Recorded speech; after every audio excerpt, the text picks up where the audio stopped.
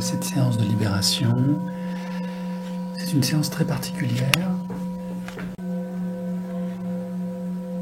car l'on va s'attacher non pas à régler un problème, une question particulière. C'est une séance où on va aller plutôt travailler sur des niveaux de conscience. Alors ces niveaux de conscience se matérialisent en nous de différentes façons, par le mental, les émotions ou par le corps. Ce sont 3 niveaux, 3 dimensions qui nous permettent de prendre conscience du chemin qu'il nous reste à parcourir pour être totalement libres et nous-mêmes. Donc avant de démarrer,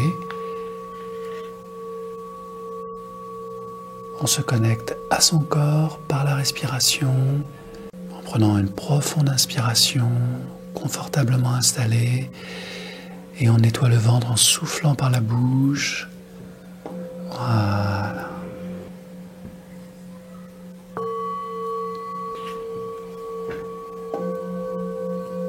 Prenons conscience du poids du corps posé là, du poids des mains, du poids des jambes, du poids de la tête sur le cou.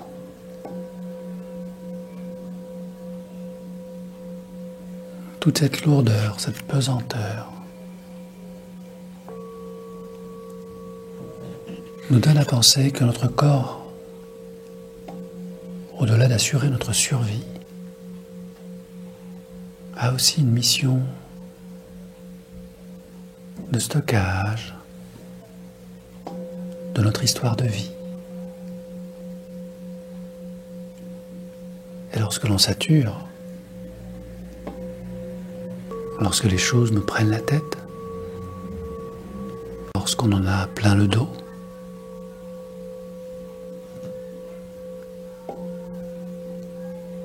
c'est juste une façon pour le corps d'attirer notre attention. Lorsque nos articulations nous font mal, lorsqu'un torticolis nous empêche de regarder sur les côtés, tout cela exprime une forme de rigidité mentale qui nous empêche de trouver des solutions, d'aller de l'avant.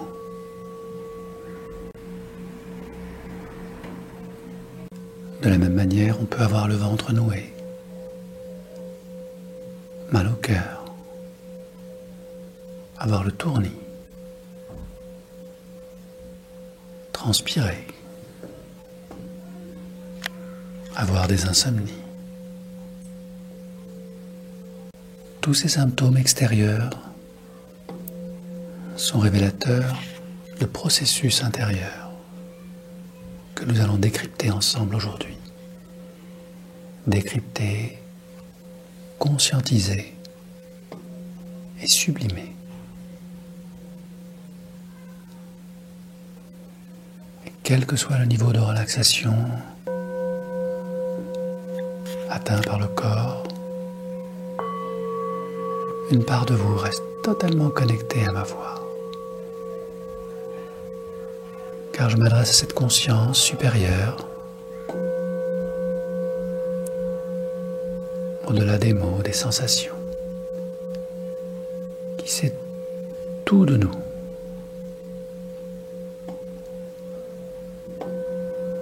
Et qui nous accompagne dans cette expérience qu'est la vie. Mais commençons par le commencement.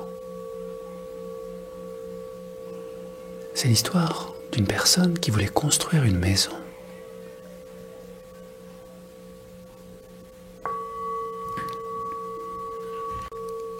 Dans ces temps anciens, il suffisait de trouver un lopin de terre et de l'acheter après avoir longtemps travaillé. Et pour construire sa maison, on pouvait faire appel à une aide extérieure ou s'appuyer sur ses propres ressources, sa force physique, son intelligence,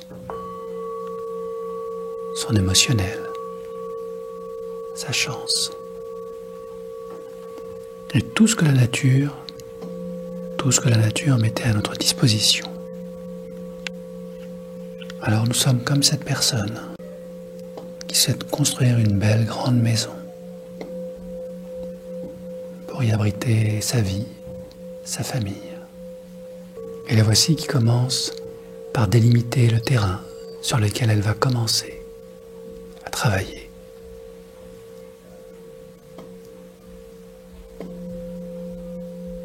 Et armée de son seul courage et de quelques outils, la voici qui commence à creuser les fondations.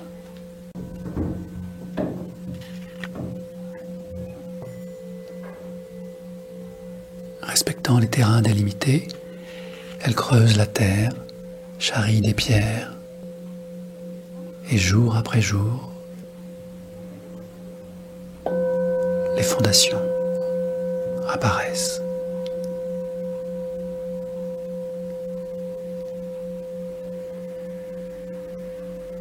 Bien sûr, elle doit encore stabiliser ses fondations, planter quelques troncs d'arbres, quelques pieux dans la terre pour éviter les mouvements de terrain, tapisser le fond de sable et de pierre pour drainer les eaux de pluie. Car cette personne a vu son père, sa mère, construire leur propre maison, ainsi que son grand-père, sa grand-mère qui a tout enseigné à ses propres parents. Elle a donc en elle toutes les qualités requises pour construire cette maison. Mais voilà, cette maison, c'est la première fois qu'il s'attelle à un tel projet, très important, vital, pour sa famille et pour lui. Alors il est pris de peur. Va-t-il seulement y arriver? Les fondations, c'est facile. Il suffit de creuser. Et pris par quelques-unes de ses peurs, il oublie certaines techniques très importantes. Et il continue à construire. Réalisant une dalle de pierre bien plate, il poursuit la construction de sa maison.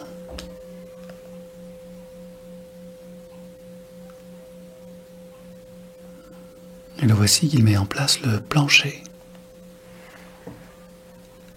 qui va accueillir les murs et la porte d'entrée. Confiant mais toujours un peu dans le doute, il installe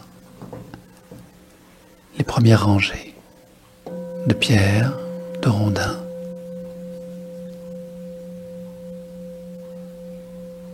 qui vont constituer la première base.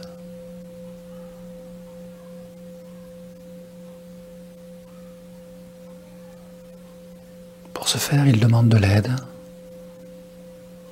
à une personne du village.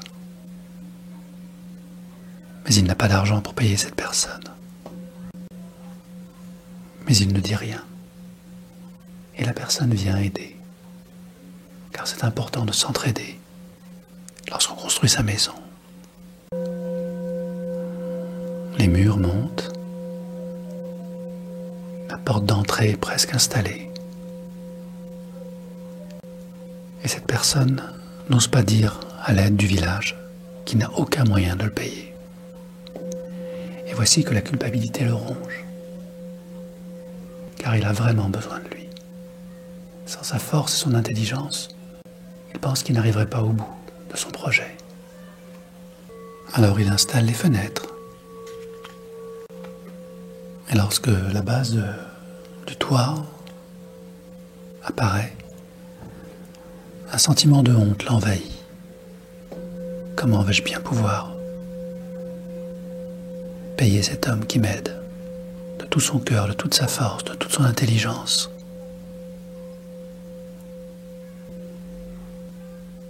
Et totalement absorbé par son sentiment de honte, il commet quelques erreurs.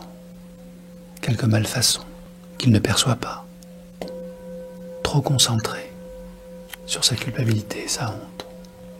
Et pourtant la maison continue d'avancer, d'évoluer.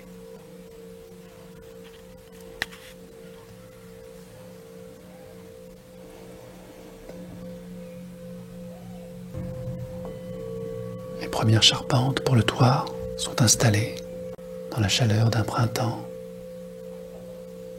et il faut se hâter avant l'arrivée de l'automne. Et il demande de l'aide à d'autres personnes, d'autres corps de métier, dont un charpentier.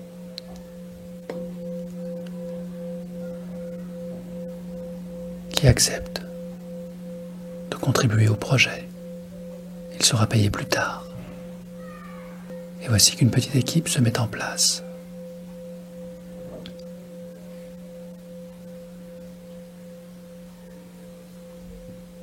Le toit se construit peu à peu. Et il faut à la personne trouver des explications, des excuses pour retarder les paiements.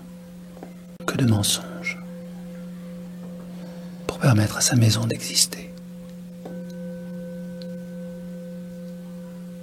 Et chaque jour, il doit inventer un nouveau mensonge. Car chaque jour, le charpentier, le maçon,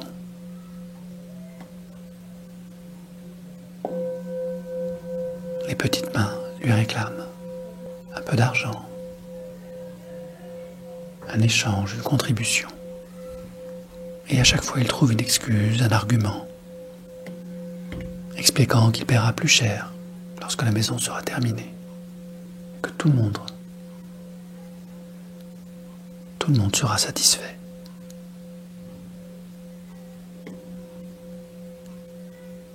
Le toit est presque terminé. Et le voici agréablement surpris de la beauté de sa maison, suffisamment grande pour héberger toute sa famille, suffisamment solide pour résister à tous les intempéries de la vie. Et il a tellement menti que maintenant il croit à ses propres mensonges et qu'un miracle va se produire et qu'il pourra tenir parole et payer tous ces gens du village qui sont venus l'aider les uns après les autres, patients, joyeux, durs à la tâche.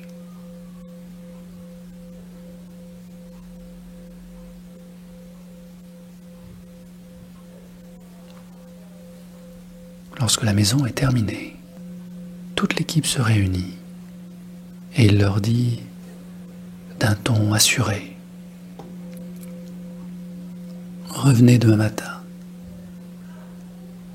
et vous aurez votre récompense, car vous le méritez bien.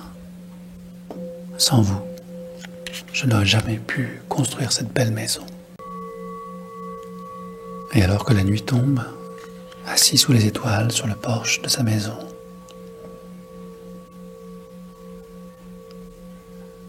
les pensées tournent en rond, devenant presque obsédantes. Comment vais-je pouvoir tenir ma parole? Je suis tellement attaché à cette maison. J'ai mis tant de moi, tant d'efforts. J'ai dû mentir à tant de gens. Et demain matin, tout le monde sera là. Comment pourrais-je assumer et donner à chacun ce qui lui revient de droit? Toute la tristesse de son cœur inonde ses joues de larmes. Il n'a aucune solution. Et pourtant sa maison est là.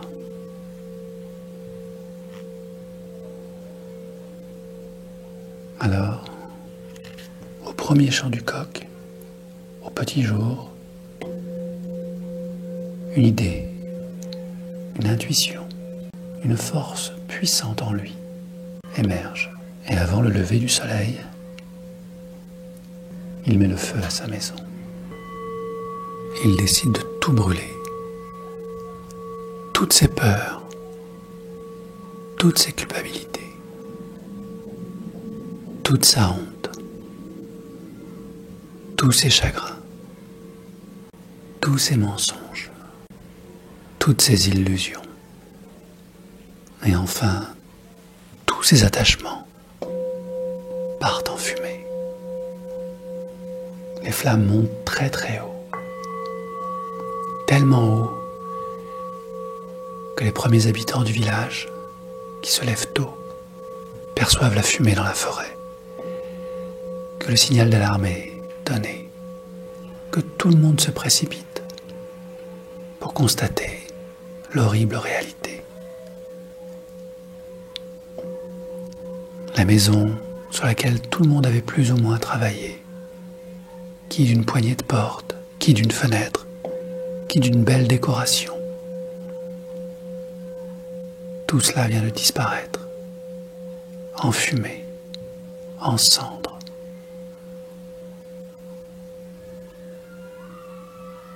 Et ce n'est pas la plus grande des surprises qui attend ces villageois.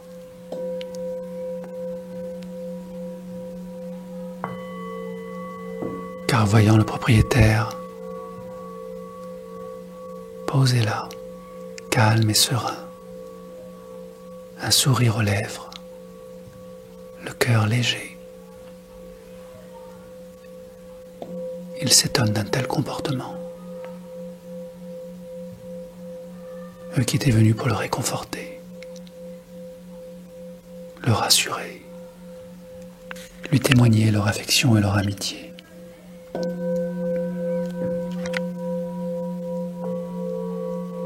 Voici que l'homme se tourne vers eux et leur dit : « Je viens de perdre des choses matérielles, mais en fait, je me suis libéré de toutes ces fausses sécurités, de toutes ces illusions. Et je viens de comprendre que mon plus grand trésor, ma plus grande force, ma plus belle joie, c'est votre amour pour moi.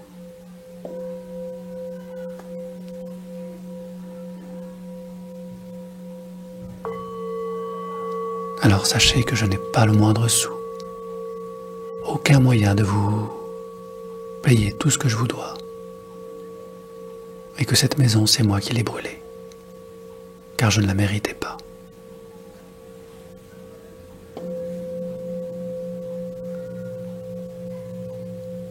Et à sa grande surprise, les villageois formèrent un cercle et commencèrent à parler les uns avec les autres, à échanger des idées. On entendit des cris, des rires aussi.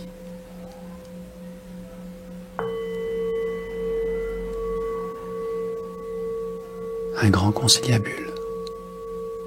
Puis l'un des villageois revint vers l'homme et dit : « Sache qu'à ton tour, tu viens de nous offrir le plus beau des trésors, ta sincérité. C'est une preuve d'amour pour nous. Et par cette vérité que tu viens de nous livrer, nous t'accueillons en notre sein. Et puisque désormais tu fais partie de notre famille,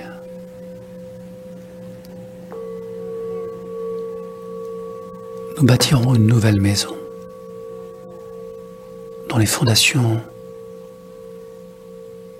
seront le courage,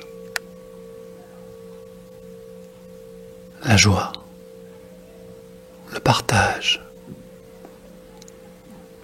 la vérité et par-dessus tout, l'amour.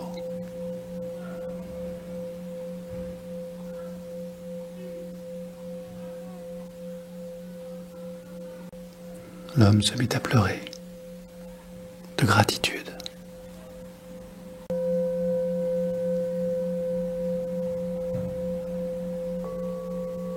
Alors qu'au même moment, un grand enseignement Venez d'entrer dans son cœur. Seul, on va plus vite. Mais à plusieurs, on va plus loin.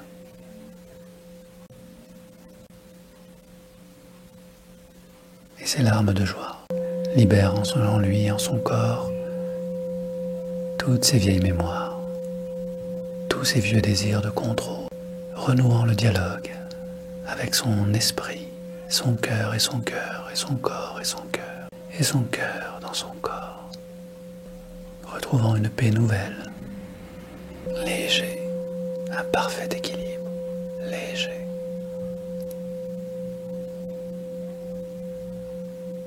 Libre enfin d'être qui il est aux yeux de tous, dans le partage. Il accueillit quelque temps plus tard toute sa famille, à qui il présenta tous ses nouveaux amis. Et tous ensemble, ils ne formèrent qu'une seule et grande famille. La famille des âmes incarnées, des corps libérés, du mental apaisé et des émotions pacifiées. Et c'est à ce moment-là que le soleil réapparut comme une étincelle luminescente entre les yeux, comme un soleil ardent de vérité, de simplicité, irradiant d'amour. Illuminez tout ce corps de pure énergie, afin que tout ne fasse qu'un, dans la lumière du cœur, du ventre, des hanches.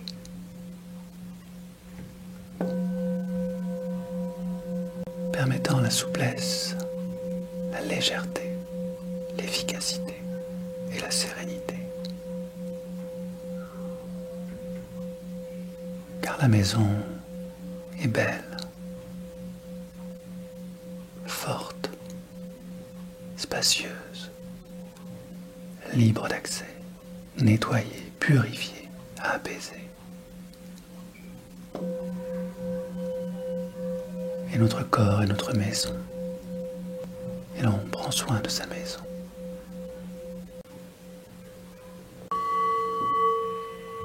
Alors, comme une main entre parfaitement dans un gant, on revient tranquillement dans sa tête légère, ses épaules légères, son dos léger, son ventre relaxé, les mains légères, les jambes légères, pour retrouver toutes les sensations d'un corps restructuré, repensé, vivifié, et laisser son cœur rougeoyer, briller, dans toute sa vérité, au moment où l'on ouvre les yeux pour terminer cette belle journée, pleine de vie, pleine de joie. Maintenant, merci.